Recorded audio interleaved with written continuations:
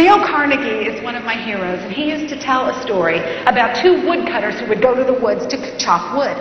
And they would get paid based upon how much wood they would chop. The first one went and worked hard all day. He chopped wood furiously. He never took a break. He didn't eat lunch, just long enough to wipe his brow and keep working. The second woodcutter also worked hard, but he took a few breaks now and then, even took 20 minutes to sit under a tree and have lunch. And at the end of the day, the first woodcutter was stunned to find out that the second woodcutter had actually chopped more wood than he did. And he said, "How is this possible? I didn't even take a break. You took your lunch under a tree. How did you do that?"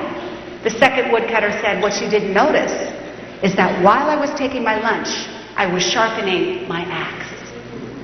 And a lot of people are running around hacking at things with a dull axe, thinking that if they work harder and faster and more furiously that they're going to outpace the person who spent a little bit of time proactively to plan long-term and to figure out what would be the most efficient. You know, I love the movie Hercules. When you have kids, you have a collection of Disney movies, yes?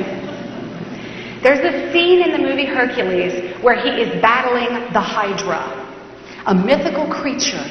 And he is swinging his sword furiously and fast, and he's getting a gain on the Hydra, and all of a sudden he lops off his head. Victory!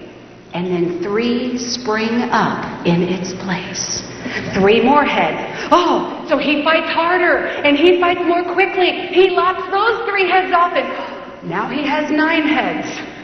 And panicked, his trainer, his hero trainer, shouts, "Forget the head slicing thing. It's not working." Do you ever feel that way at work?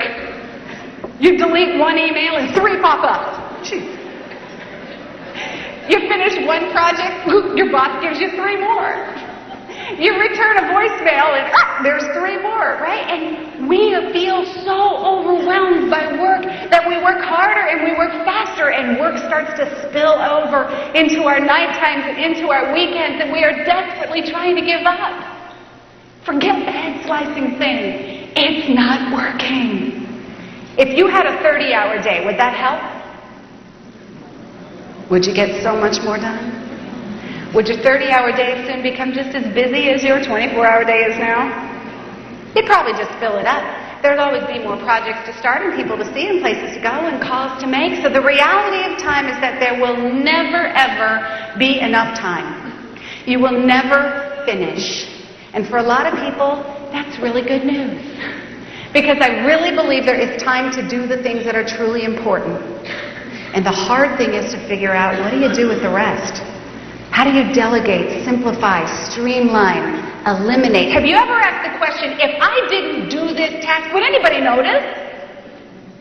That's a darn good question. So moving a minute means when you have moved the mountain and now you are focused on your high priority task, how can you ensure that you stick there? If someone comes in and they say, "Hey, got a minute?" Do they really mean one? That's like a 10-minute interruption right there.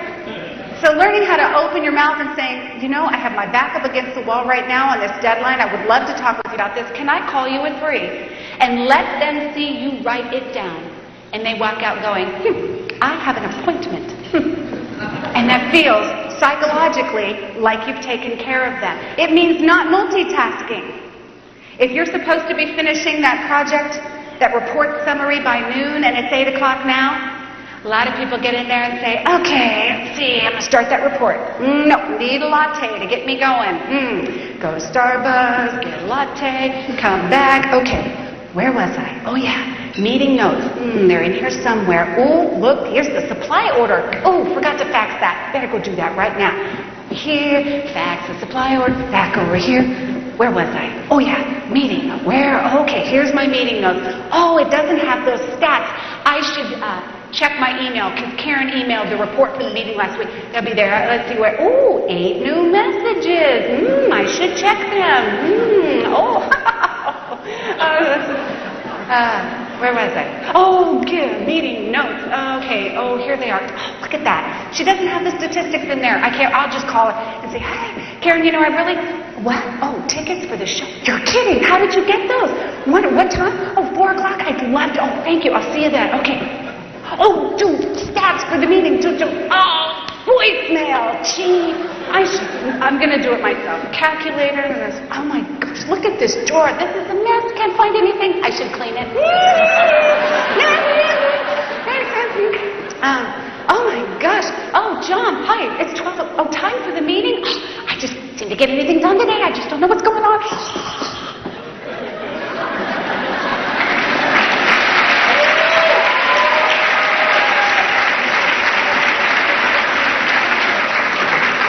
Does that look familiar? You know, we're just like these little butterflies. Flip, flip, flip, flip, flip, flip. Does anybody have a bunch of half-done projects all over their desk? Yeah. You know, instead of being a butterfly, during the day you have to think of yourself like a postage stamp. You're going to stick to one thing till you get there. You come in the morning and you have your latte. You know where your notes are. You get started. You see the email. Nope, do those later. Someone comes in. Whoop, need to talk to you at 3 o'clock. Keep doing that. Whoop, where are the notes? Hey, Karen, talk to you later about the show. Thank you. Here we go. Okay. And then, have you ever noticed that once you get that important task done, the rest of the day just feels so much better?